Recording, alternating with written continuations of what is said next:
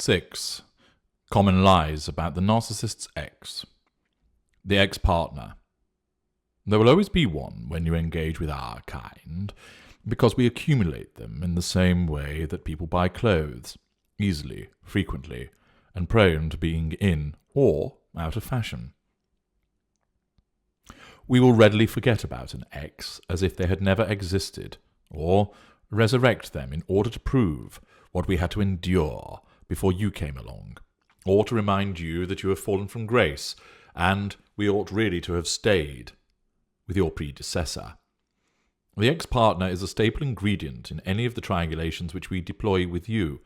You never know the truth about our ex-partners from what we say. You may speak to them at some point and learn the truth, possibly even allying with one another. But we will busy ourselves with the new person, focusing on the replacement, happy to forget the exes or peddle more lies about them. Here are 6 of our favourite and typically contradicted lies about our exes. Number 1. I was abused by them. Straight out of the gates and tearing along Sympathy Highway is the frequent refrain of how badly we have been treated by your predecessor. She or he was a monster, horrible and heartless. I treated him or her so well, like a prince or princess, giving that person so much love and attention, and all they ever did was throw it back in my face. I gave them my all, and I got nothing back but abuse, violence, sexual humiliation, financial ruin, name-calling, silent treatments, you name it. I was subjected to it. My massive dose of projection is aimed at smearing the predecessor should they ever come to you and attempt to convince you that I was actually the abuser. I also want you to feel sorry for me, and with that delicious empathic nature of yours, that you want to protect me from the beast, that harpy, that vicious ex who harmed such a precious and wonderful person such as me. Such comments are made primarily to assert control over you as the new intimate partner primary source, and as a collateral consequence where you're dealing with a lesser or mid-range narcissist to create the impression that that other individual is bad, and that will aid us in the future. That, of course, is a calculated response where you're dealing with the greater or the ultra, and with all of these comments that are made, we are also asserting control indirectly over your predecessor, at the same time as we are asserting control over you. We're killing 2 empaths with 1 stone. Number 2, I was trapped by them. She or he knew they were onto a good thing, when they met me. I am a good person, always looking to help people, think the best of them, and do the right thing. I've always been regarded as a catch, of course, and I know you'll agree with me as I tell you that someone like me, beautiful, intelligent, well-read, urbane, successful, well-paid, entertaining, and magnetic, is quite the trophy. I can see you nodding in agreement. I don't ask for much because I am giving and tolerant, and I think they knew that about me because he or she took advantage of my better nature and trapped me as soon as they could. They made me move in with them. They moved in with me. They made me buy a house with them. They proposed to me within 2 weeks of meeting. I became pregnant. She fell pregnant within moments. I didn't mind because I'm such a firm believer in love, but now when I look back, I realise that I was taken for a ride. They wanted to trap me, and they did this by cohabiting, marrying, having a child so soon after meeting. I'm not one, to shirk my responsibilities, and I stood by them, notwithstanding how horrible they were to me, once they knew that I couldn't leave. Don't misunderstand me. There's nothing wrong with moving in so soon or becoming engaged within weeks or conceiving in a matter of a month or 2 of meeting, but it has to be with the right person, hasn't it? A massive reversal of roles as I tell you the truth of what has happened with the ex, but reverse the roles and then use it to lay the ground for doing exactly the same to you, albeit with your prior approval and blessing. Number 3, they are crazy. I have to warn you about my crazy ex. She is obsessed with me. She won't leave me alone. She checks my social media profile. I know because my friends tell me, and she uses fake profiles to leave me messages and comments. I would close my profiles down, but why should I? Because that would be letting her win, wouldn't it? She hangs around outside when I work and follows me to my house. She'll probably try and speak to you, and no doubt tell you lots of lies about me. don't believe a word of what she says. She just cannot get over the fact that I finished with her and she cannot let go. She has to know what I am doing because her life is so empty. She lives through me, you see. But don't worry, I know what she is up to, and I will deal with her at the suitable time. You have no need to be afraid, as I will look after you.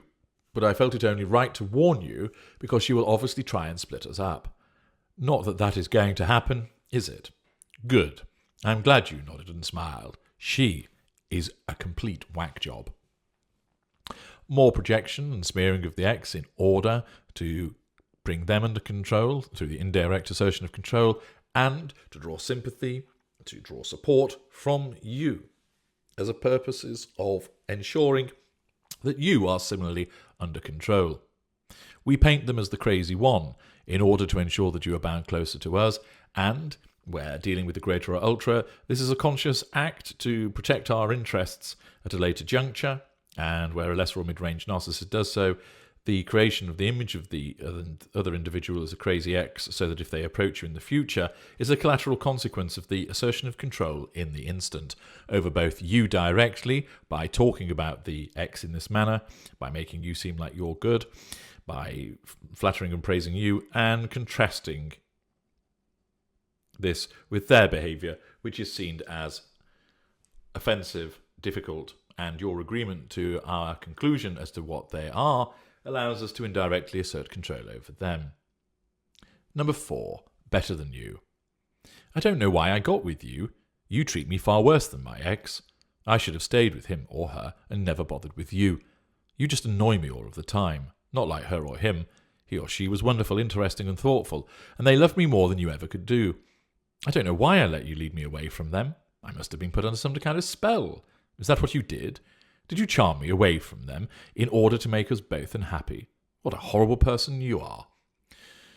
They're better cook, stroke worker, stroke entertainer, stroke person, stroke lover, stroke parent, stroke host than you. I must have taken leave of my senses when I chose you over them. You should look at them and learn from them, and perhaps, just perhaps, you might make amends for what you have done and make me happy again. I should go back to them, but why should I give you the satisfaction of hurting me again?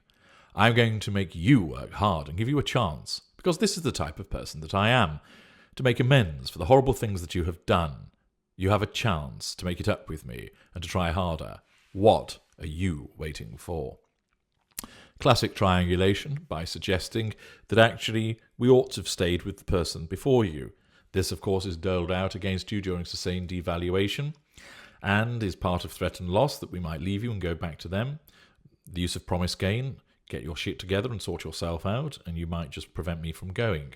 All done to assert control over you and draw fuel from you. Number 5, I still love her. I still love her. I do. Sometimes you meet somebody who has that effect, and you have made me realise that I still love her, more than I love you. I know that may sound harsh, but if you can take one thing away from you and I, that is, you have helped me realise what I truly feel and what I need. You will always have my thanks for that. I know this may hurt you, and you should take solace from the fact that you have done everything good and made me realise what is worth fighting for. I must go and win her back and tell her that I love her. I'm sure you can find happiness for yourself somewhere, but it's not going to be with me. I know you love me. I'm easy to fall in love with, but I want someone else more than I want you, and you should know by now I don't accept second best. So I'm going to go now and be with the one that I truly love. Of course, a narcissist doesn't love anybody, and this comment is done to devalue you. It's threaten loss, or it might actually be said at the point of disengagement. You're being triangulated with the other person, who, of course, not that many moons ago, we smeared the backside off by saying that they were nuts, and we much preferred you. But such a contradictory behaviour doesn't concern us because of our compartmentalisation, our sense of entitlement. The fact is, this is done to control you and draw fuel from you, and may well be said as we disengage from you and go back to the ex, who is now painted white because you're painted black. Number 6. She still loves me. What can I say? She loves me still, and I suppose you shall just have to get used to that being the case. You should understand, because I know how much you love me, and she is the same. I guess we will just have to live with the fact that she will keep reaching out to me, wanting me and trying to come between us. But I know I can count on you, to stop that happening, can't I? No. There's no need to reproach her. I think it'd only be upsetting for both of you. I know I can't help but care about you both, for you are both special to me, but leave her be. Let me handle it. The best thing that you can do is love me more than she does, adore me more than she does, and do everything in your power to keep me here. It shouldn't be hard, should it, given that I love you so much? In such an instance, this might be done where it almost seems like a form of backhanded compliment to the devalued IPPS whilst they're being triangulated with the former IPPS.